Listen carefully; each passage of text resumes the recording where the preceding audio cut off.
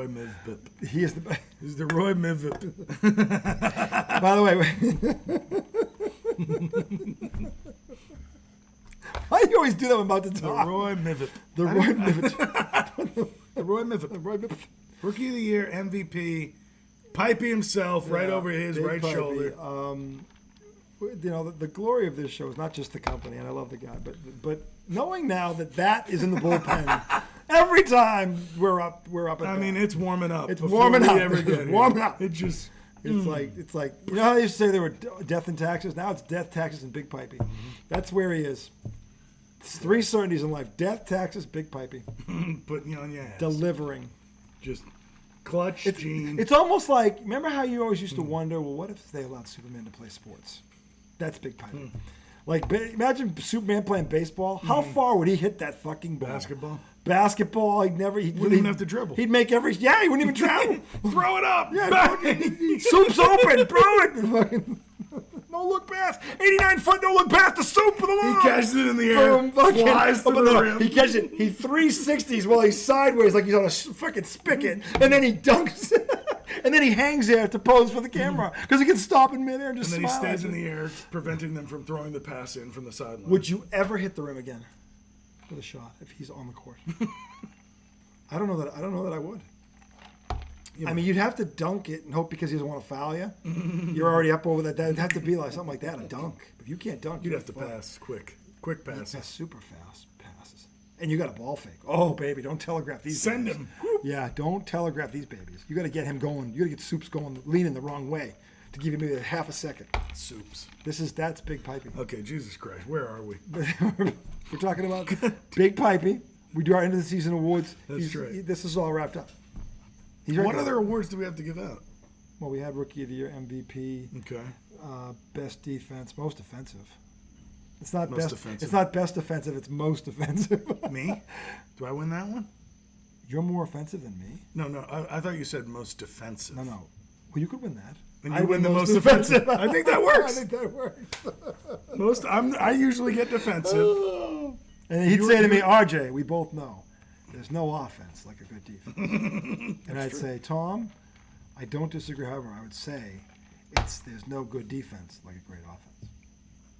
And then I would say, defense wins championships. I'd say, well, with a good offense, your defense will never touch the field. A great offense makes a championship defense. And both would be right. And again, we couldn't disagree. Dear God. Dear God, what do you say? Anyway, segment 2. How did we get off on this one? Oh, Big Pipey. Sorry, That's right. Big Pipey. Yeah, it really more from Big Pipey to Superman. Yeah. Well, that's what he is. Is that not who he is? No, you're exactly right. Death, taxes, and Big Pipey. You're right. See, unlike Superman, which is a fairy tale, Pipey's real. Real life. This is the real life deal. Now, Superman would really be no comparison. You talking about consistency? This is, oh, God. Talk about putting the CUNT. I mean, also, they get the perfect attendance award. ENINSIS. What? Yeah, They get the perfect attendance award. Never sick at sea. Never missed a night. Never sick at sea. Even if he is sick, we wouldn't know it. Doesn't complain. Nope. Grateful. Beyond grateful. Humble. Any other awards? The flatulence award? I'll take the flatulence award. You've locked that up. That's like Tommy's flatulence invitational. So the Jinx award, I think, is still up in the air because you had a little run there. I did actually. Which typically, I mean, the award goes to me. But you started to make a little. I'm kind of in the rearview mirror. Joel, I'm not in the seat in the car, but you could, if you look. You've like just come up over the hill in my rearview mirror. Yeah. You're not nipping at my toes yet. By the way, but you're in the mirror. There was one he didn't mention. Ralph, I always try and be fair. Here's how fair I really am. There's one you didn't mention. One what? One Jinx? Jinx that just recently happened. Really? Okay. And I shouldn't do it, but I like this honesty. Come on. This is how fair. You want to ask how fair RJ? RJ's bullshit. Oh no! After this, well, you should listen to this one. Just 24 hours ago, the Chicago Sky went into Vegas and beat the two-time defending champs on their court. And the culprit was a girl whose name on the last episode last Wednesday said I couldn't remember and I didn't care because she didn't matter. Kennedy Carter. Anybody who saw that episode. Oh, what, the one you did on the Cape? You did that? No. Oh. I said Kennedy Carter because she was complaining, because I was saying, the point was, she was saying, her statement was, well, all Caitlin Clark is a 3-point shooter. What else is she doing? I'm like, well, she's leading the league in the assists, you donkey. She's Sounds like it's 5-6 rebounds. By the way, she's fourth. Oh, hold on, she's 18th in rebounding. She's in the top 20 in 6 individual categories. Talk about jinx. Yeah. She was probably worse than me. Yeah. But I said, oh, no doubt. Yeah, I said, but I can't. Your name's not even worth remembering. Well, guess what she did the other night to the best team in the world. I mean, yeah, 34 points, and she had Kelsey Plum in the blender. They couldn't. Yeah, Kelsey Plum's probably not still hasn't slept. She was. Kelsey Plum probably hasn't slept since that game ended. Yeah, she's just having nightmares, and she should. She wasn't the only one. The girl dusted everybody they put in front of her. Now, fundamentally speaking, from a coaching standpoint, the coaching of that was awful. They had no chance of stopping her for the fundamental fact that their feet were already positioned wrong when she caught the ball. And he now knows what I'm talking about.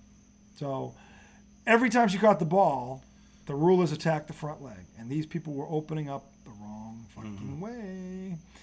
They're opening up to the weak side so that she could bust the strong side. It's the rule is attack the front leg. Front leg can't. But honestly, I saw her attacking and then the open side and just driving right past. Let me tell you why that's no good. Because even if you're quick enough to drop step, this is where that hesitation dribble fucks you up. Because it's hard enough to drop step once and cut them off. But if you drop step once and then they do that stutter step and you think you just relax and then boom, that second blow, you can't make the adjustment because you're already having to pivot the wrong way. And that's what she, by the way, look at all these moves. They were double moves. So she would go like halfway down. She'd go halfway, the second they would pivot, then bang, hit him because now that foot's planted, she can't do anything. Can't do anything. She's already by her. I've been peeping Kennedy Carter for a minute because I didn't like her when she pushed Caitlin Clark in the back. I thought she was just. That was an ejectable moment. That was the ball is not in play. But see, now I'm realizing because you brought up all these times where like she got suspended or she got kicked off the team. Yeah. I don't know if she was playing last year. She was in Turkey or somewhere last year. Yeah, but talent-wise, she is top 5. Maybe I'm wrong on that, but watching her with the basketball... I wouldn't say player in the league, I'd say guard. She's an all-star guard. Yeah. Would I put her in the top 10 in the league? No, I can give you 10 players right now that are better than her. But athletically, though, I don't think you can. No. I'm just talking about pure athleticism. But she's an all-star caliber player. She really is. She is. Because she can drive. She's got a mid-range game. Yes, she does. She's got a floater. She really from nice. An offensive standpoint cannot be guarded. If you guard her the way they're guarded, if the whole league, you can't guard her that way. You'll never stop her. Never. You'll never stop her. And remember, the last time they played this team, they beat them, but she was coming off the bench, and she scored 20 points that night off the bench in less minutes. So here's my question to the Aces coach, who's supposed to be a good coach. What the fuck tape were you looking at? Because if the girl came off the bench and dropped 20 on your heads, and you're supposed to be the best team in the world, now she's starting? How is a girl who could do that in limited minutes now that's your first fucking... We got to stop her. Yeah. Yet, there was, to his point, he saw it, there was no adjustments. There wasn't even a double team. What was the rebounding margin in that game? Because she created a lot of... Angel and Camilla were getting a ton of rebounds. Both had Angel had 10, I think Camilla had 9 or 10. They were both right there. And that's a lot down low. That's a lot of beef down low. Well, they're big, and then you're getting out of position. Because of your piss poor defense. So your help defense has to cover your ass, which frees them up. Because if you're going to help, what can't you do? You can't box out because you're not there. Yeah, it was almost kind of like Kennedy could just throw the ball up whenever because even if she misses, they're out of position. What happened in the soccer game tonight? Off the wall and then it comes out in front and gets shot. Because why? Exactly. It's the same fucking thing. Because you over pursue. Yeah, the help over pursues, and they uncover someone who normally would have someone in front of them that prevents them from getting the rebound. Right. Yeah. Now, if you get beat one-on-one because your feet are out of position, that's what fucking happens. Yeah. Okay, and that's exactly what happened to last night. That's why the Aces lost. Which honestly, the first question is, what is the coach teaching these people? Because that's a coaching error. When the whole team is doing it wrong. That's a coaching error. That's not a player error. That's the whole team is doing it the way they were taught. That's the coach. Sorry. So To me, I don't know. Again, I don't see these press conferences. But hey, let me tell you something, you women, and I love you, but understand something. It's not personal. It's professional. This is how we criticize men. You want to be treated like men. Don't get pissed off when we call you out. Their coach is a man. I know. Wait, who's right? coach? Aces? No, it's a woman. Oh, is it Mercury that's a man? It's Mercury. And that's right. Aces is fucking Becky Hammond. Yeah, Becky Hammond. And then also the Mystic have a guy, coach. Remember? Redhead? Yeah, I think he's redhead. Yeah. Which is fine. I'm just saying that. No, I know. I'm just I was saying thinking that, of the Mercury And coach. by the way, if we're criticizing you, it's because we're watching. We're actually watching. We're not going to check out the box score of that. No, what happened? Do you remember what happened at 4:52 of the third quarter? We could fucking have a conversation because we're watching you. Mm. So when we criticize you like men, by the way, that's a sign of respect. That's equality. Okay? No, you can handle it. I'm not going to treat you like gentle little baby, little rabbits, little bunnies. No, you know what other thing I respected about Kennedy Carter that night? Because I've been talking a lot to Maddie about the whole stat padding thing. You know? And she gets it, but at the same time she's like, but like, why can't you just go for it? And I said, look, you can just go for it. Yeah. But it cheapens it a little bit, you know? And at the end of that game, Kennedy Carter was 1 point away from her, personal scoring record, single game. She was her personal record 35. Yeah. Okay, Yeah. And with 3 seconds left, she was dribbling the ball. She could have laid it up. She just dribbled under the rim. Didn't take the shot. And didn't take the shot. And it wouldn't have hurt anybody. But, she would have had a record. Again, she didn't show up her opponent. Yeah, that's kind of what. But also, it would have cheapened her personal record a little bit. It would have told you something about her. But it's about individual numbers, and not it did team. tell me something about her. I was like, I kind of respect that because there would have been part of me that would want to have just been like, "Fuck it, it's 2 points." Like I thought that was cool. I'm saying that, and I saw that too. Mm-hmm. He's 100% right. I thought the same. And Maddie was like, "Ooh, she kind of ate on that." No. And that means when you eat on something, it means like it was a good job. Like she liked the fact we don't that she call didn't it ate, but whatever. I get it. My generation doesn't call it that, but No, it's Maddie. Yeah. And she's like, oh, she kind of ate on that. She's eating. She's cooking. It's all. This is like when you're doing good, you're eating or cooking. So she said, but it was cool because I noticed it. It was cool, and you weren't. Again, he's 100% right. I saw that too, and I'm like. And I know, and I was... Because I wasn't expecting it. Right. And I was really hating on her when she pushed Caitlin. So I wanted to see something that I saw positive. To be fair. Yeah. That was a cool thing she did. It was a sportsmanship thing she did. Very small. And probably some people didn't even notice it. Think about it. Yeah. But you know why? Because she didn't make a spectacle out of it. No, she didn't. Which is the other thing about her. Unlike her teammate who, look at me. Every chance she gets in front of a fucking microphone. But see, Kennedy, I think, has had the attitude issues. That's what's held her back in the past. If she can, because she gets a little hot-headed in the game sometimes. I understand that in the heat of the moment, it's competitive, and that can happen. But I think it fucks with her game. Yeah, it fucks with the game. And that's you got to drop it. Yeah, because my God, talent-wise, my father called it short-term memory loss. You got to have short-term memory loss to be a great. Yeah, just fuck it. Go get them. Whatever happens next play, good, bad, or indifferent. And this is where Belichick was a great coach. He would always preach that to the players: forget the last play, good, and play for the next one, because the next one could be the play that decides the game. Belichick was a master at teaching that. He really was, because he got 45 guys to do it for about 18, 19 That's really years. hard. That's hard to do. But it's true. If you can create a culture like that, it's easier to do it because everybody's doing this. Yeah. Why am I going to dwell on my own bullshit? But that's a mark of good coaching because he creates the culture and it filters down. The players start monitoring each other. Yeah. That's when you've got a good coach because the players are able to do that because he got them to do that, to buy in. And we always talk about, can you get them to buy in? That's what that is. Dude, look at this stat line from Asia Wilson. She is so easily the MVP. Best player in the world. She had 28. This was 2 nights ago. She had in the loss. In the loss. She had 28, 14 rebounds, 3 steals, and 5 blocks. My God. She punched Reese's shit like 2 times. Yeah, she threw her into the crowd. Threw her shit in the third row. I was actually... I love that. Oh, yeah. That's right. Yeah. But I would say Angel was fighting with her down there pretty good sometimes. Yeah, but you got to make a move. People are always on Andrew. She has no moves. That's why we always laugh at this comparison. Caitlin Clark has skill. This girl's just a raw athlete who's tough. Okay? She is tough, yeah. She's tough. Yeah, okay? Really tough. And she has good hand-eye coordination around the basket. She can catch and put it back in. There's a certain element of skill. I want to be fair she's skilled. But she can't make a shot outside of 5 fucking feet. She can't dribble the ball from here to my fucking bumper without tripping on something. Yeah, it's a completely different It's a skill set. than Caitlin Clark. Caitlin Clark is the player. She's the opponent player. tries to stop.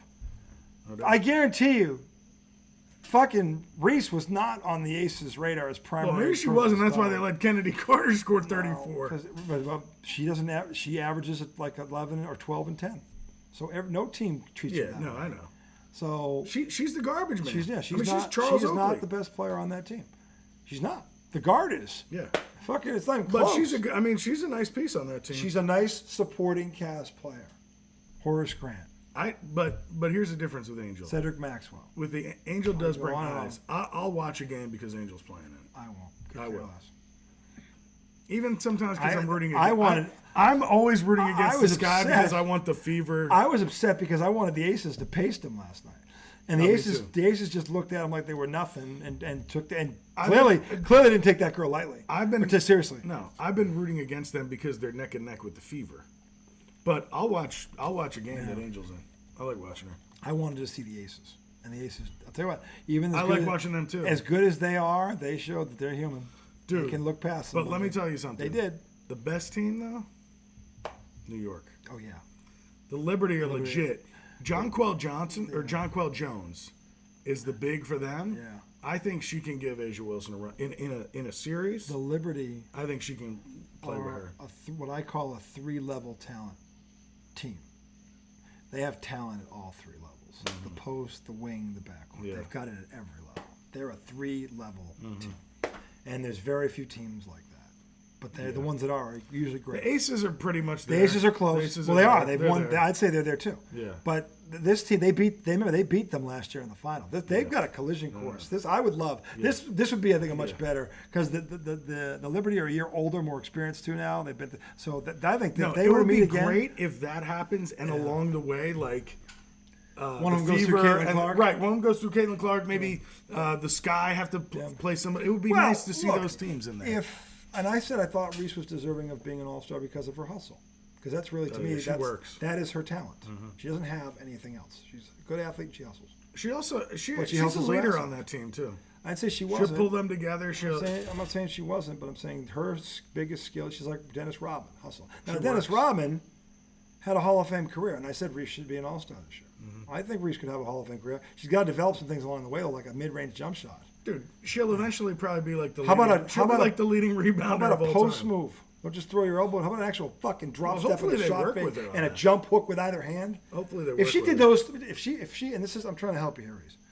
If you did 2 things this offseason, developed a jump hook on the post with either hand and a 15-foot jump, just those 2 things, you'll be a top 10 player in this thing next year.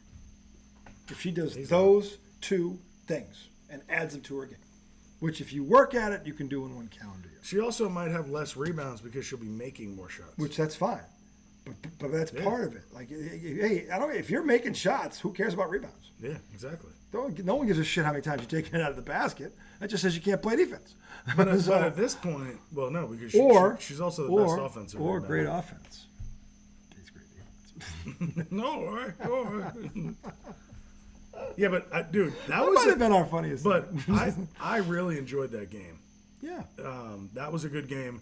The game between the Fever and the Wings tonight was a really great game. The Wings have some talent. Yeah. I don't think there's. How are they 6-19? I don't know, but somebody must. To your point, he suggested this. I think you might be right. I have to look it up. Somebody must have been hurt early in the season because that does not look like a team. I mean, just having Enrique and the two bigs. I've seen every team in this league now play at least twice, actually, and I can tell you without hesitation, they are not the least talented team. I haven't seen the Dream much. I haven't seen much of the Dream. Yeah, have you seen Atlanta? I've seen them twice, and they're not very good. I don't know if I don't know that their problem is so much talent as with them. It might be coaching. I don't know. But I've seen the teams I haven't seen. I've seen Dallas play more than I've seen them play. Yeah, Dallas to me, somebody must have got hurt because I think that their talent is better than their record. So something's off there. It's not because of talent. Put it that way. So I don't know. I know that the Liberty are there because of Caitlin Clark and Boston Fever. because the Fever are there because it's those 2 and it's after that the drop off is. I mean, if Mitchell gets hot, she's a good third. Kelsey Mitchell can score. Yeah, she can score, but if she's not scoring, she's not there. Yeah. Doesn't do anything else. Like Aaliyah Boston She's will pretty play small. defense and rebound if you can't score. Well, Kelsey Caitlin Mitchell's Clark, tiny. Caitlin Clark will get 13 assists and 4 steals and get 6 And rebounds. 6 rebounds. Yeah, or something like if she doesn't score. Yeah. If Mitchell doesn't score, she doesn't do anything. Yeah. So that's the difference. So there's really Yeah, two and of then them. Katie Lou Samuelson is just to be a big out there. That's a 3-point threat. I don't know. You got to have more than that. Yeah. You do. So I'm saying her pool is limited, very limited right now. Okay, They're and starting yet, to play the one, the white woman with like the longer hair. Is it Hull? You know what I'm talking about? She had like she had a big steal tonight, a breakaway. Yeah, she did actually. Oh, wait a minute. Let me pull it up. I've had the Hull. Guard. She had 6 points. Off the bench, not bad. She had a block, she had a steal, but she did have 2 turnovers. Yeah. 6 points, a block, a steal. They and got to 2 cut down the turnovers. Overall, how many turnovers did they have as a team? Was it better tonight? They had 17. Still too high. You can't be. Magic number is 15 or less. If you're over 15, no bueno. How'd they shoot from the free throw line? I feel like they've gotten better. They missed about 6. that. 11 for 17? That's bad. Damn. Yeah. Caitlin Clark, who doesn't missed one. She's a good free throw shooter. She's 4th in the league. Yeah. She's not good. She's great. She didn't shoot the 3 that well tonight, did she? No, she was 2 for 9. 2 for 9. She's 25th in the league in 3. That's the one. She's outside the top 20. Yeah. Some of that I think is because she's intentionally looking to pass a little more. Look, she's a point guard. But you just get a mid-range game. Yeah. Because there are going to be nights where they're not going to help, and you're going to have to score 30. And I know I've had to do it. I had a game where I had 4 turnovers in the first half because I was looking to pass when I had the shot. My father almost killed me at halftime. They're going to leave you open. They don't think you have a midi. And then I ended up with 34 points. In the first half, I had 5. Okay, so but I had 4 turnovers in the second half. You were I forcing didn't. it. I was trying too hard to thinking they were going to double and they didn't. It took me a whole half, and if he didn't say something, I probably wouldn't have adjusted. Yeah. So, but these are things you learn when you're 14, 15 years old.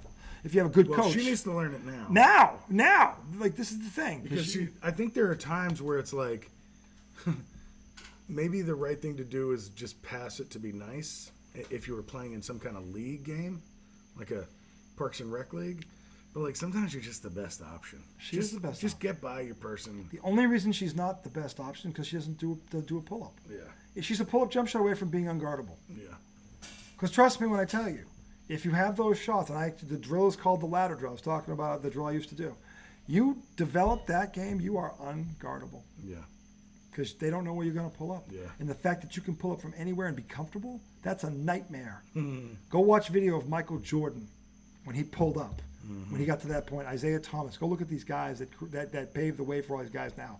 The pull up, I can get Dennis John, all of them. All these great guards had a pull up jump shot. Yeah. Mark Price, underrated Cleveland. So the point is, Angel Reese has got to start adding to her game. She has enough. Her talent and her hustle made her an all-star. If she wants to be an all-time greats do this. They add to their game. That's 2 things she's got to add this offseason. If she does, she'll be a perennial all-star. If she doesn't, eventually, oh my God, I got to kill it. No, I didn't kill it. I'm going to kill it, though. Oh, I crushed it. Oh, disgusting. Sorry, America. Had to be done. The big bomber flew in. It's a big bomb he flew in. So anyway, you got him. we were supposed to be talking about. No, what did you want to talk about? What's the MLB worst All-Star All-Star game? Most Do you boring- think it's that one? No, not at No. all. Okay, It's the best. Okay, thank you. That one's the best. I agree. MLB has even though There is some drama to it. even though I didn't watch it. Well, the I thing like is, that. Baseball is a game that you can play hard, Yeah. and it's okay. Maybe that's it. Whereas you can't play football hard. Well, you can play basketball hard though. But they don't. And they not anymore. But they don't. When they Anymore. did, the NBA All-Star game was the best. When they went at each other, when it was back in the Yeah. days of Bird, Magic, been and a Jordan. Seeing Magic and Olajuwon on the same team versus Bird and Jordan was amazing. It's been a while. That was since it amazing. good. Yeah, it's been a long time since it was good. Okay, watching Karl Malone go at Charles Barkley and vice versa was amazing. Patrick Ewing going against that was amazing because they really you knew Well, they Karl were trying Malone, to show. Karl Malone, Charles Barkley were on the same team. No, but I'm saying not when he was in Philadelphia and Malone was in. Oh, before see, I was that. too young for Yeah. that. Oh, dude, they went at each other. I really only remember Malone and Barkley on the Suns. Malone and Jabbar and I mean Parrish and Sigma. There were some battles. They just didn't, because there was pride to them. I was like, no, we're the better fucking conference. Fuck you. There was bragging rights. It mattered. Those guys, they were competitive fucks. Dude, the National League just got dominated. Yeah, 10 out of 11 by the Americans. I told my dad, I remember, and it's been like that for a while, I feel like. Yeah. I was talking to my dad about it when I was a kid, and he was like, yeah, the funny thing is, back in the day, the National League was the one that was dominant. This always goes in cycles. Yeah. And it happened in basketball, Dude, too. but this has not cycled back to National League. Not yet. It's, I mean, National League has won a couple here and there. Yep.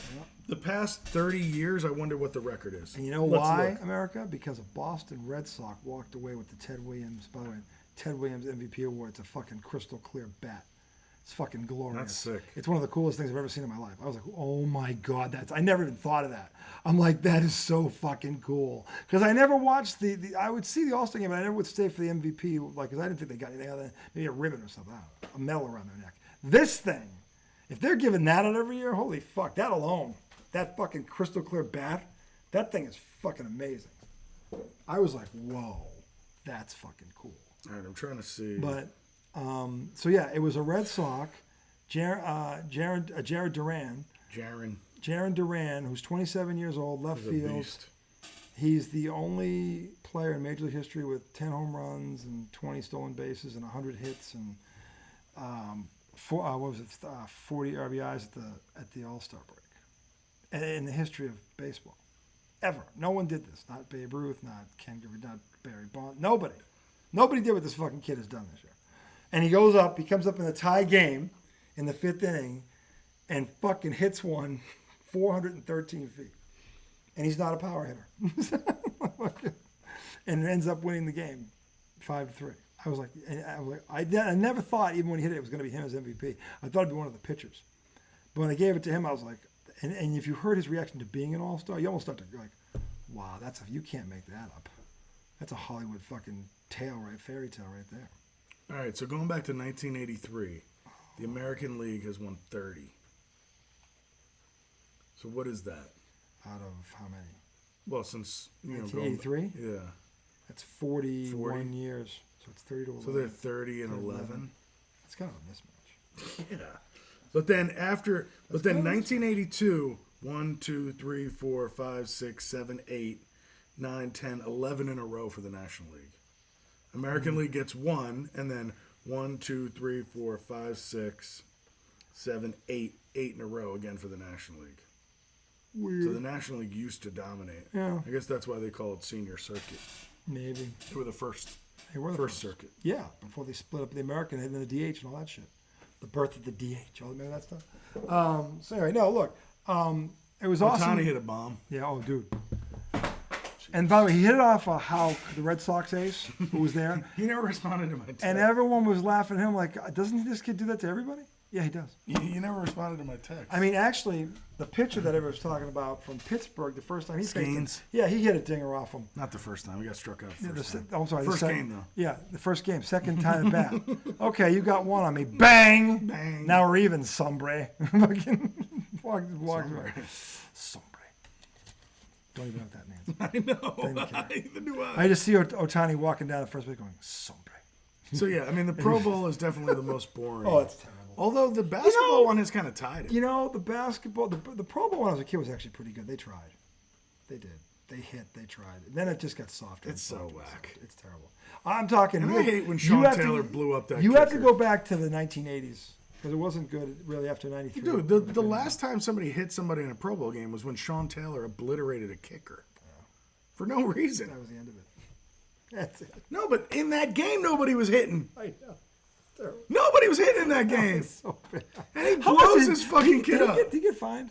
No. They play that on replay all over the place. It's like, oh, big deal. You blew up a kicker in a Pro Bowl. Blast the kicker. In a Pro Bowl. Remember when Billy Madison would play bar with the kids and he's bang? This is what that looked like. It was that. Kicker got up and tried to shake his hand. Like, what the fuck are you doing? It was like, why are you blowing up him? Fucking kicker. It was so funny. People were like, that's one of the nastiest hits I've... It was a yeah. kicker running with the ball. The kicker was not expecting. In the Pro Bowl. Yeah. If the kicker thought there was a chance of that happening, he would. I think that's a hot take. I don't think a lot of people dislike that play. I don't think they do either. Especially because I think it's about time. Well, especially because it's Sean Taylor and he died. Yeah, that's true. So most people are going to say that's not a good play. But I never liked the fact that he blew up a weak kicker. It's like, come on. I looked at it like Billy Madison. Can I have another mango pep? Yes, you can. That's how I looked at it. Like, what are you doing, man? You fucking kicker. He doesn't even know you're going to do that. And he won. Even if he did, he couldn't stop you. I know. Like, what are you doing? It was. Okay, so now. But part of me was laughing. It was I couldn't stop laughing. It was so funny. Like, what the fuck? So I kind of wanted to talk about Oh God, it was fun. the Giants on Hard Knocks. You haven't seen any of this. No, why would I watch them?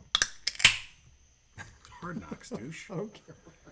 You don't watch other teams on Hard Knocks? No, I never have. You've never watched That's not Hard true. Knocks? I watched the first. How many years of this have they had? It's been a while, right? Been a minute. Long time. Yeah, I watched. 20 years? I watched the first season. I never watched it again. I was like, this is. I never watched it again. It didn't matter who the team was. Ugh, this is yuck. Well, anyway, That's what it was. now they're doing an in-season one, and they're following around Joe Shane, who is the Giants GM. This is last year, right? No, this is this Right offseason. now. Right now. Okay. But it's stuff that's already happened. So like, Yeah. they're showing us episodes of when free agency started, Okay. which was what, Before the February? draft. right? That kind of shit. Okay. So the next episode is the draft, So it's like from the end of the Super Bowl. pretty much. Okay. Yeah, they showed them at the combine. Yeah. They showed them interviewing people. Yeah. So they showed the Giants interview Jaden Daniels, the quarterback for Who drafted him? Washington. Washington. They showed them interview Drake May, or whatever the fuck his name is. Patriots You guys guy, got. They loved him. Dable loved him. He likes Jaden Daniels too. Well, Jaden Daniels like that. You don't like Drake May? It's not that I don't like him. It's that his talent will not. He can't help him against what he's got around him. The team is not set up for him. is what I'm saying. Gotcha. If you're gonna, this is why I said the one sure thing in that draft, not to cut you off, was Marvin Harrison Jr. There's one sure thing in the draft. Because and look, I don't care when you get the quarterback. If he doesn't have a number one option, he's fucked. And oh, by the way, his offensive line is bottom 3 in the league. He's fucked. All right. So you have to put that guy out there. And Marvin Harrison? You All right, watch this before we fucking get too kid. far into this, let's stay on Hard Anyway, back Knocks. to the Giants Hard Knocks thing. So they've been following these guys around, and I don't know how to feel about it. Because first of all, I don't know how accurate it is, like what it's really, is the timeline off? Because you see them talking, then you see a conversation happening with them and a player, then they make a signing, whatever. So you don't really know the timelines. They also have say on everything that HBO puts out. Okay. So they could say, we don't want to show that. So they kind of edited it the way they Right. portray what they But wanted. the past couple episodes have been about like how they let Saquon Barkley go. And, they have Shane talking to Saquon. He's like, Saquon, we really appreciate you. We think the right thing to do is let you test the market. If you... They've filmed this? Yeah. So Saquon, you can't see Saquon, but you can hear him. Oh. And Saquon sounds like he can't stand the GM. And the GM's like, look, we're going to let you test the market. Go see what you can get. Do I have your word that you'll come back and give us a chance? First of all, my thing is like, if you're letting me go test the market, I don't need to give you my word. You know what I'm saying? Like, Yeah. now, I could say, hey, could we try to match it if you find something? But like, Well, give that's me if my you word. want to stay. Well, but then so Saquon responded, I've told you where I want to be. Because Saquon's always said he always wanted to be a Giant. Okay, fair enough. So then, Oh, I respect that. All right. right. But Saquon goes out, free agency starts, and the agent calls right before free agency and says 2 years, 12.5 million per, 25 guaranteed. We'll get him signed. Giants. You told the Giants that. Yeah, that'll get him signed. Okay. So, This is his agent telling the Giants. right. So Shane is kind of like, all right, well, I think we could probably get there. Thinking like, okay, so you're saying if we did that, he'd be a Giant. Yes. So then agent calls back towards the end of the first day. The price has gone up.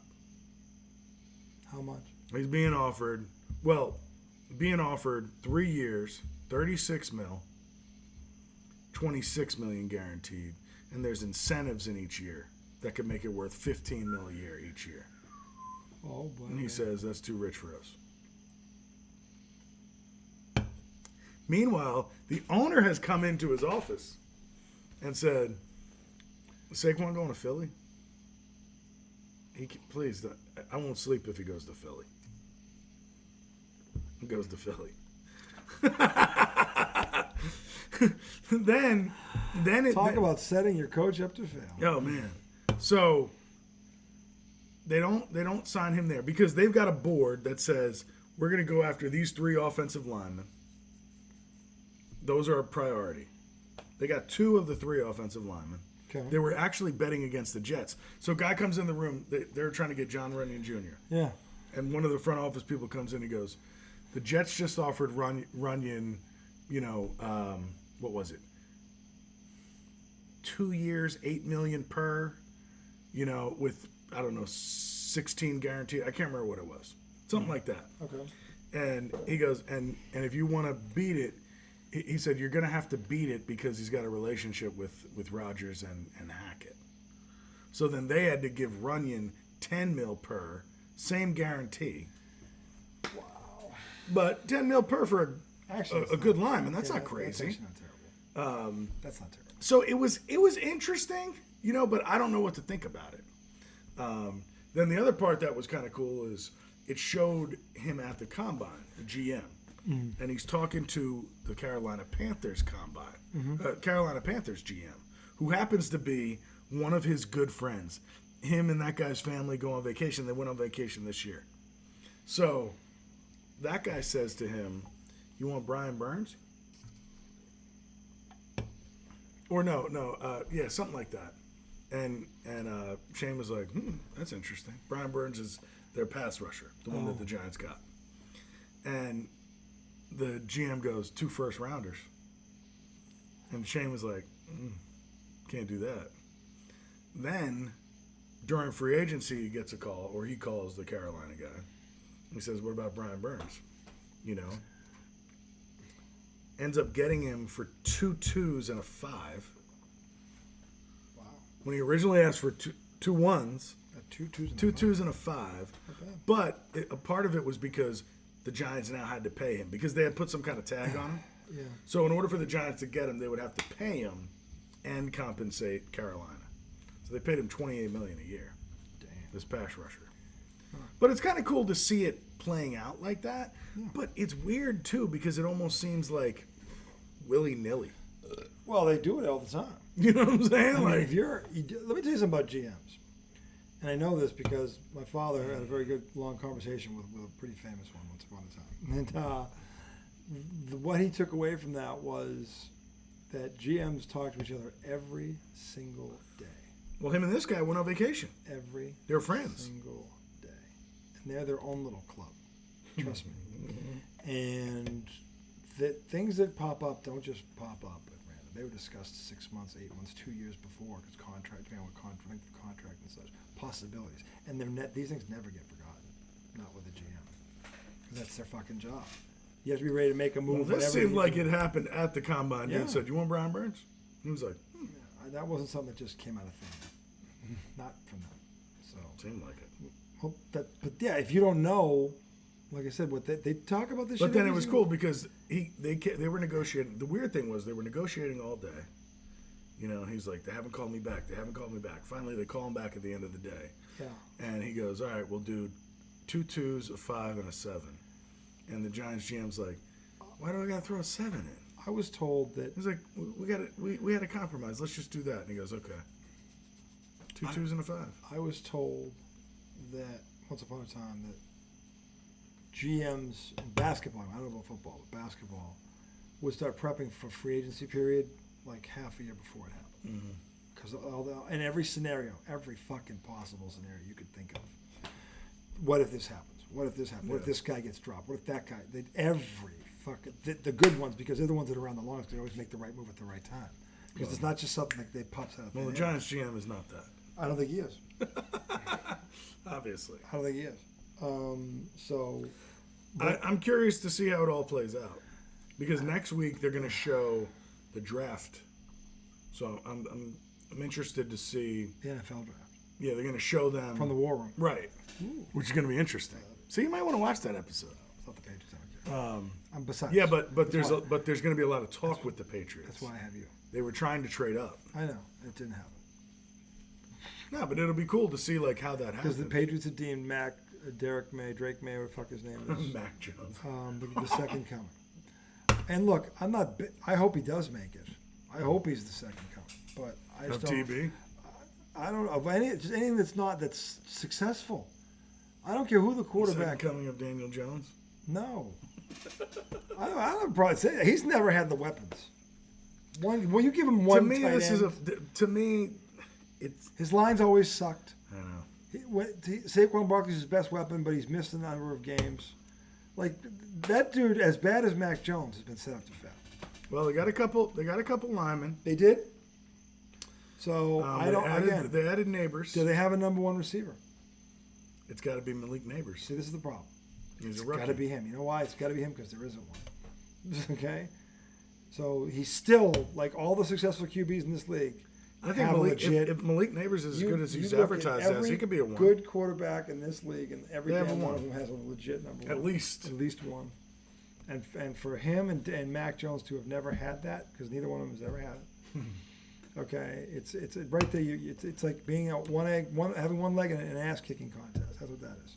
Okay, so and the guy who's supposed to know what they're supposed to do is the one who fucks it all up. So that's the worst thing about it. Anyway, it's Dude, neither I here nor didn't, there. I didn't like Dable in the interviews. You don't like Dayball, period. It's not true. I loved Dable, but last year he fucked the culture up. He got too blamey, too finger pointy, and he got toxic in there. Success goes But- to our heads, America. So like they have the player in the room, and there's probably 20 reps from the Giants in one room, and this player is kind of like sitting there, and everybody's around him, and Dable's like, "All right, grab the dry erase marker. All right, give me trips right, Z left, F7, house 9, whatever the fuck, and he calls out some play, and he tells the guy he's got to draw it up there, and I don't know, it just kind of. To me, it didn't feel. The interview didn't feel like they were getting to know the person. They could have asked better questions, I thought. Like they were talking to Malik Neighbors. They're like, "How do you handle losing?" And he's like, "Not good." He's like, "I don't like it." And there it is, boys He's and like, girls. he's like, "I don't handle it good." And then he's like, "Well, how do you handle like not being involved in the offense early on in the game?" He's like, "No, I don't handle it good." And they drafted him for saying those things. You know what I'm saying? Like, now look, okay, and Dable was like, he's like, a little competitive juice, nothing wrong with that. Like, we want dogs. Yeah. But you don't want an asshole. So I don't know. And then they were picking apart Jaden Daniels. He had him draw a play up there. And then so he goes, "Draw your favorite play on the board." Right? And then the guy's got lettering for the different options, and he's like, "All right, change that F to a Z, change that H to an L, blah blah." And then he like tries to get him to spit out the play again. You're right. Listen, It just sounded like Dable was trying to be smart, like the smartest guy in the room. Here's what I will instead say. of really trying to get to know the players. success goes to your head. I don't know that Brian Daboll really thought that they would do what they did 2 years ago. So I think he got a little full of himself. I think that's what happened. Because they were not supposed to do what they did. And they did. There were 8 teams playing in January, and they were one of them. And nobody on this earth had them as one of the final. And they won a game. And they won a game on the road against the top 5 offense. So I think it went to his head. Because it came so fast. It doesn't happen like that. Look at the guy in Detroit. Look at the first 3 years. 3-13, then like 7-9, and then they go 12-4, whatever it is, 12-5. But they struggled first. They didn't go fucking 10-6 out of the gate and win a road playoff game. Yeah. No fucking way.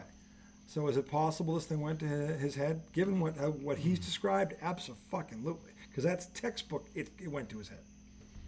He was unapologetic. He was arrogant. He acted like he put a banner up because no one thought, and he heard it all off season. Every fucking Giants fan probably bought him a drink or shook his hand or went over a picture. Coach of the year. He coach of the year in the NFL. And they throw that in there. Okay? Guy thinks he's the next fucking Belichick. So does he get a little full of himself? Yeah, because I've seen a coach do that, by the way. Yeah, Okay? and so they showed him interviewing Caleb Williams, right? He's And another one. And so he's like drawing up the play, and he's like, so, you know, when you used to run that play, like you could fit that ball, safety came down, you could just hammer it in there, and he'd be like, oh yeah. And then Dable was like, I mean, when I had Favre, he would just sit on his back leg and just power that thing in there. I was just like, you're not interviewing this guy. No. You're almost like showing him your dick. Like, so something we do in the corporate world, when you want to find out somebody's behavior, you don't say, how do you handle adversity? You ask them for a scenario when they have handled adversity. Describe how you acted in this situation. So instead of saying, what do you do when you lose? You know, how do you handle losing? Say, tell me about the hardest loss you had in your career. Tell me about it. Tell me, you know, what happened in the scenario and how you dealt with it. Because now the person actually has to describe the way they acted in a scenario. Now, sure, people can lie, so it's not always effective. But it's more effective than just saying, you know, how do you handle it when, you know, you don't get the ball in the first quarter? You know, say, hey, tell me about a time you didn't get the ball passed to you for the first half. How'd you handle it at halftime? Tell me that. You know what I'm saying? Don't just tell me how you handle it. So I don't know. I feel like for the billion-dollar industry that this is, that's a shitty interview process. They're talking to these kids for 5 minutes. Now, I know, I'm sure their scouts have gotten to know them and shit like that, but I don't know. It just seemed a little, like I said, very willy-nilly. I told you the story of Debo Samuel and DK Metcalf, didn't I? When they came to Foxborough for a workout. No. They flew in together. This was the draft where they drafted N'Keal Harry over both of those two gentlemen. Obviously, they didn't interview them well. Here's what, this is what happened. And this is what I just talked about an ego run amok. Right. These two come into the same weekend for a try, whatever you want to call it, a workout. So they can look at them and see where they are. And they do this, all these rookies do this all over the world. Right. So they come in, they meet up in the hall. Now here's what happened before this workout happened. They meet up in the hallway and they start joking around because they knew each other before, like all-star games. They were just catching up, chit-chat, joking around the hallway for a few minutes before. So Belichick apparently was watching this whole exchange. He interpreted that as these two aren't serious about this. And based on that, he didn't draft either one of them. Wow. How That's ego. Like fucking stupid can you be? You haven't watched them run a route. You haven't seen them do a drill. You haven't even sat them down for an interview. Right. You took that and you basically analyzed those two players right there and said these two won't be successful here. Interesting. Given where they are, which is, by the way, employed. Yeah. And where the guy who made that decision is now. So I've seen it before. Yeah. And that, by the way, was the most angering fucking thing I ever heard Bill Belichick do, other than bench Malcolm Butler against the Eagles. Second, it was second to that. Okay, but there's a couple ties. Hiring Patricia and Judge as the coordinator. Here's the problem. Those are tied. There's a lot of these. There's a 1A, and a 1B. There's a lot of these. Oh, man. So it's not one example of it. It's That's several. So when I say, and it by the also- Dayball's off the Belichick tree. Is he? Yeah, he was here with the I thought he was in Patriots. Buffalo. No, before Buffalo, he was in New England. Wow. Yeah, he was here during the Brady years. So he's a chip off of the Belichick block. So look, I know. He is. Now here's the thing about that. We're only seeing bits and pieces. So I don't know what else has gone on. But like, You saw it last year on the sideline. You were the first one that called it out. yes, I was. Before this Hard I Knocks was. bullshit. Well, before they started writing articles about how coaches were complaining, you could see he was looking at everybody like they were an idiot. You know, like, even though he's the leader of the idiots. By the way, you know who does that now? J.J. Redick. Not as he hasn't done it to his team yet. But he's done it. Probably will. He's done it everywhere else. Well, So it's been an interesting 6 weeks or so. of what? What was it? What do you call it? Being a part of the engagement farming industry. Yeah, farming industry. So He says that like we're supposed to know what it means. But it goes back to something we talked about. I can't remember what year this was. It might have been last football season.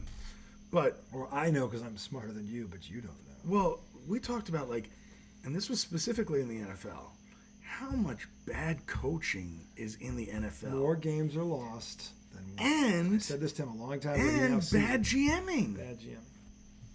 I'm not saying I could do a better job, but you would think Could you do a worse one? probably I could being probably honest? do a worse Really? job. Yeah. You'd melt under the bus? Actually, no. You'd No. wince? Here's the thing. Because based I on would- your Mets analysis, you sound like you'd be a perfect. Well, I think, look, if I was in this position, I'd have people around me who knew way more than me about this shit. Well, and I would. that's part of it. Right. You got to find the right people. Sure. That's part But of it. they would help me get me up to speed, Sure. so I'm understanding. But you'd what also I'm be doing. willing to learn. No doubt. You wouldn't act like Exactly. they're beneath you. That's right. That's key. I'd be a sponge. That's Yeah. that's key right there. Yeah. And that's what Mr. Dayball doesn't appear to do. It's just And crazy. That's that, that's what brought down Belichick inevitably. these are multi-billion-dollar entities that get put in the hands of people that when you watch. I'm telling you, watch. Well, maybe you won't watch it, but I look at these interviews and I'm like, if you really want to get to know this person, you got to be better than this. These questions are fucking. What are you doing? Definition of vanilla. Yeah. And so to me, and the other Almost part like is, they feel like, we have to go through this. Let's just get through it. well, but the other part Here, of it what's is, well, no, this? they looked like they were enjoying it actually. Dayball seemed like he was having fun, but my thing is it almost felt like he was making the kid uncomfortable. And my thing is, you could probably learn a lot about a kid if you make them comfortable. Then you're actually really going to see who that, a lot of times you put somebody at ease, now they're going to show you who the fuck they are. Well, in the interview process, that's paramount. Yeah.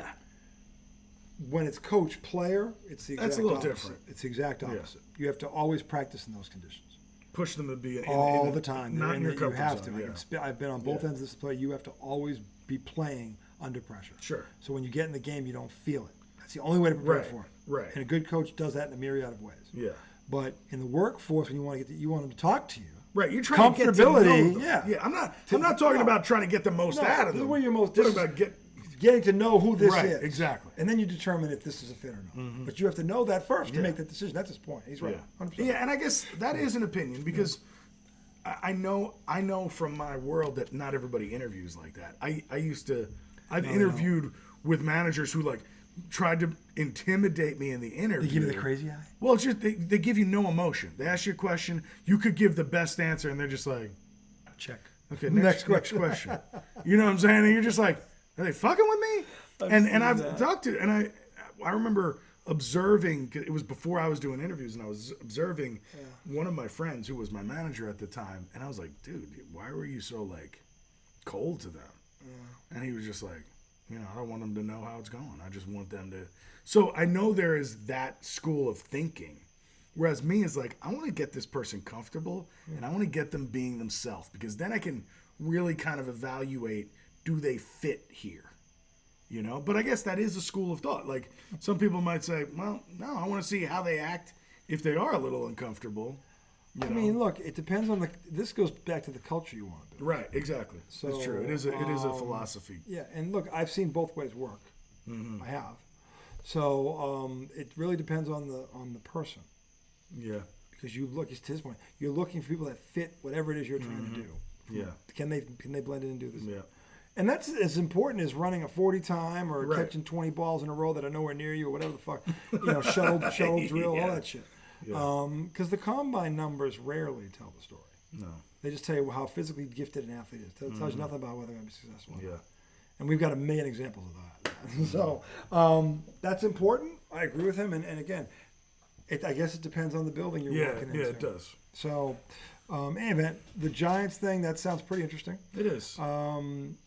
I just don't know how to feel about it. I won't know until we see how the team is. Saquon Barkley's a hell of a football player, and he can still play. He's not on his last legs. Letting a player like that go, and what did they get in return? Nothing. They signed Devin Singletary. That might be the worst thing about it. They signed Devin Devin Singletary. Didn't get anything for him. They signed Devin Singletary. And oh, by the way, he went to a division rival, which is even worse. So it's like a 3-banger. Okay, so here's the part that I struggle with, because there's part of me that thinks Saquon wants to stick it to us now. But then there's also a part of me that thinks the Giants could have franchise tagged him, but they didn't. And I don't know, did they do that because they respected him and they wanted to be fair to him? They wanted him to get his money? Or did they not do that because they didn't think he was worth it? They weren't going above $25 million. But if you franchise him, all you got to do is pay him $12 for 1 year. They didn't value him there. But what good is that year going to be if he's pissed at you for doing that? They did it the year before, and he had a good year. Yeah, I thought they talked about we're going to give you another offer. Or a better offer. Well, a couple years ago... 25 is better than the one. A couple years ago, they offered him $2 million, 25. Or 2 years, $25 million. He turned him down. Yeah. But now he basically accepted that deal, although it was higher. It was a higher deal. But he's also on a better team. Right. So that's what I'm saying. Like, do you think Saquon's actually grateful that they didn't tag him? Because now he got a better deal. If he really wanted to stay, and I don't think that Philly deal is out of reach. I don't think it's not like the Oklahoma City deal for fucking right. It's not that. I think he's worth every bit that he got. I think he's worth every penny of it. Yeah. So if he, I just hope he's not mad about it. If he wanted to stay, really wanted to stay, then he's going to be very pissed at them. Yeah. If he didn't care, if he really just wanted the money, then he's not going to be pissed at. So you said to me, again, you know better than I do, he wanted to stay a Giant. That's what he said. Okay, I don't know this guy. I know this. I know he seemed to be real. I know he doesn't have a rap sheet like Kyrie Irving. No, Saquon's a good dude. He's a good dude. By all accounts, he's a good dude. He's not a locker room any problem. He's a great teammate. He's a leader. He's all those things. Face of the franchise. This is from his peers now. Hard worker. All of it. No one that works with him says a bad thing about him. Smart dude. That's something right there. Al Horford would never even talk about Kyrie Irving. Couldn't stand it. Okay? So, and Al Horford is the ultimate fucking team. So he couldn't stand Kyrie. How do you know that? Because I was told that by Brian Dew, who was the trainer then, and he knew them both. And he was like, that was talk. He's like, talk about cutting air with a like if they were in the room together, you could feel something. The whole fucking team could feel it. Dude, so that mango's got me going. There he goes. There he goes. Anyway, so look, that's not the case with Saquon Barkley, and I can't stand Philly. No offense, Joel, but but they're not the team I hate the most in football. It's the Cowboys probably, and the Steelers. So in that aspect or in that regard, they're not there with me. So I hope he does well, because I think he's earned that money. And I think it would be good for Joel if they have a shot to win another one. I think he could potentially make him that. Still got to work on that line. You just lost a Hall of Famer in Kelsey. He's not going to be easily replaced. I don't care who you are. But, where is that leadership going to come from? Saquon Barkley is a leader. Saquon Barkley is the kind of dude who can go on a team and instantly become a leader because of who he is in the league and how well respected he is in the league. So I think he'll have the ear of every Eagle in that huddle, including Jalen Hurts. So, because he has that kind of respect around the league. What are you talking about? I'm talking about Saquon in Philly and what the impact that he can have for them. It goes beyond numbers for me, because I think he's a leader. I think he's everything you said he is. And I think he'll be exactly that way when he gets into the locker room, because that's who he is at the end of the day. So yeah, and it seems like they're that kind of team already. Yeah, well, they lost Kelsey though. That's a big blow. That is. He was the best lineman of this generation. Probably, I think he was. So you don't just replace you don't. I think he made 10 Pro Bowls, something stupid like that. Yeah, but you got to think about what's his face. He also made All Pro. He's right there with him. He's right there with him. He's got a ring. That dude doesn't. Against the Patriots. Okay, so in a shootout. So but look at it. No, that dude. Yeah, don't be fooled. Jason Kelsey is every bit. No, he was a big piece on that. So you don't just replace a generational talent. You don't. At center. At center too. So quarterback of the O line. Yeah, those two. So that's where we're going to see how they adjust to that. But if there's a guy that step in, you get a leader. Saquon Barkley's that kind of dude. I believe that about him.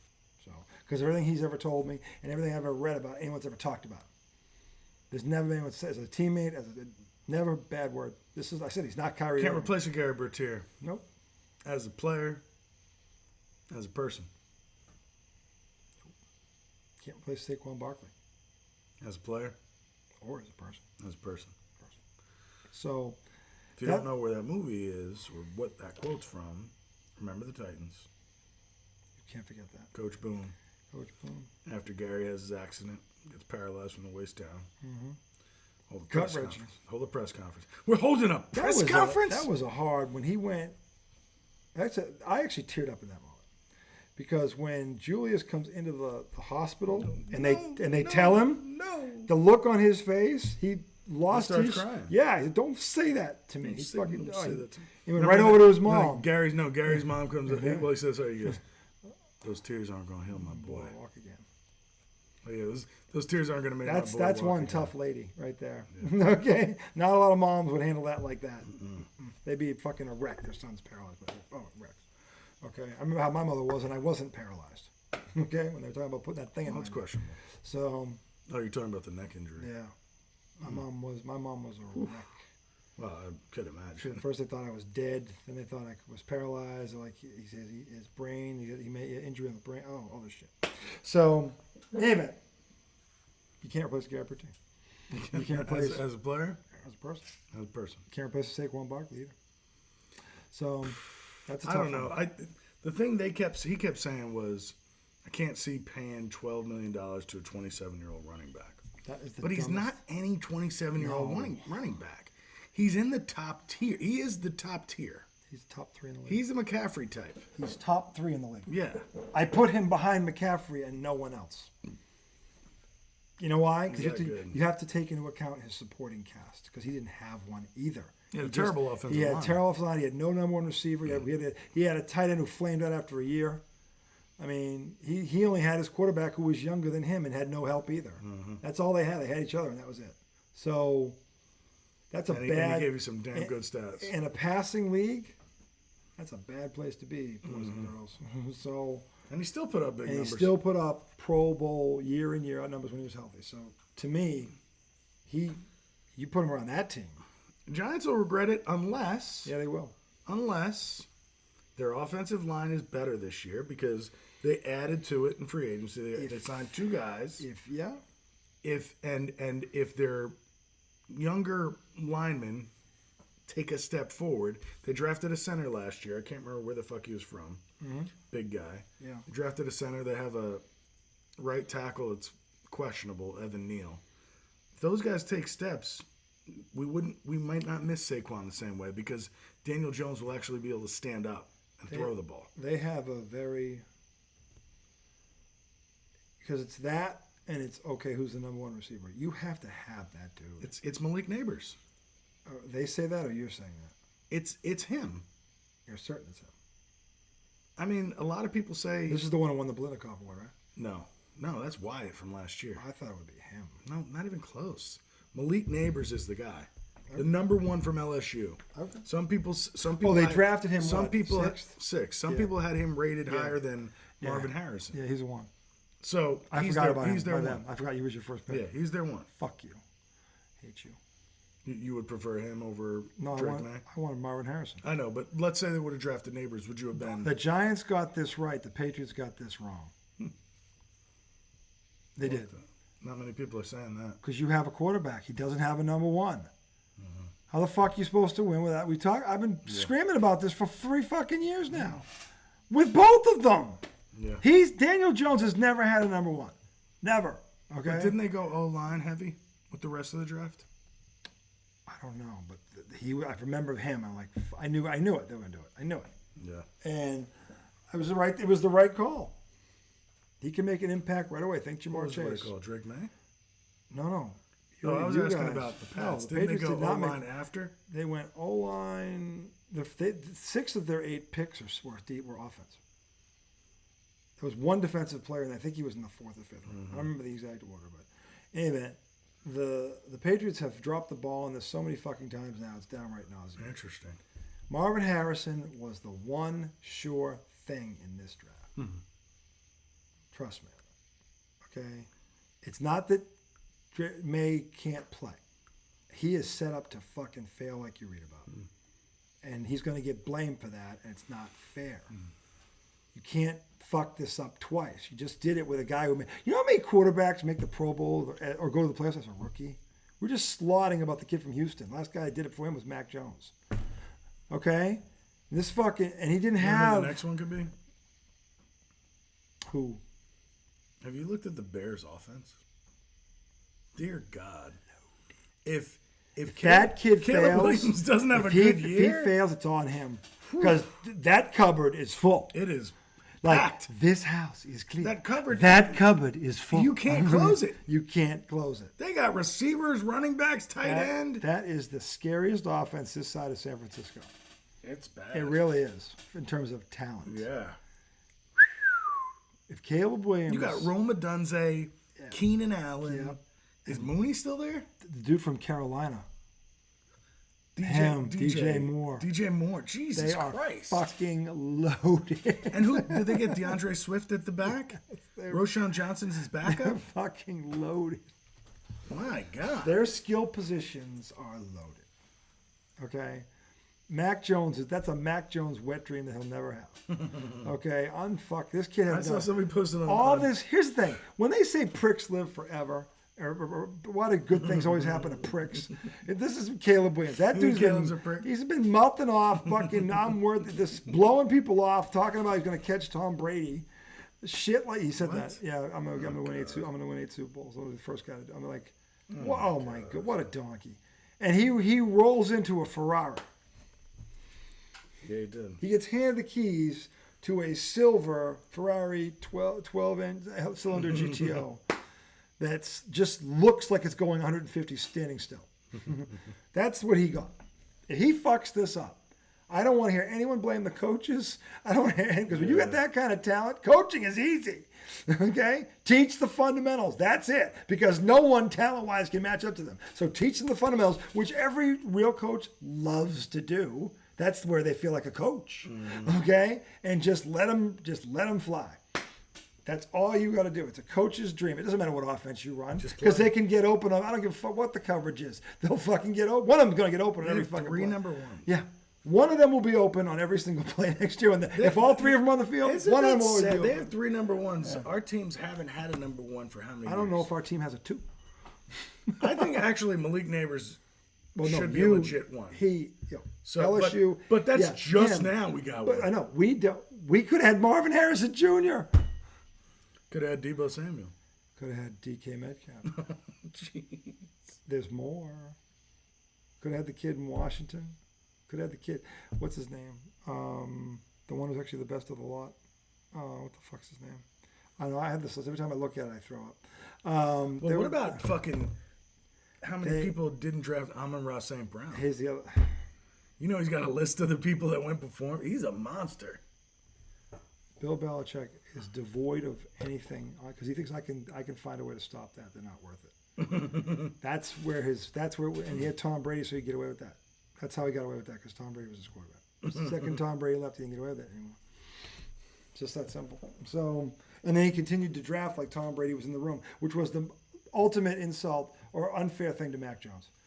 No one should have expected Tom Brady 2.0. That's so fucking unfair. Yeah. That's so fucking unfair.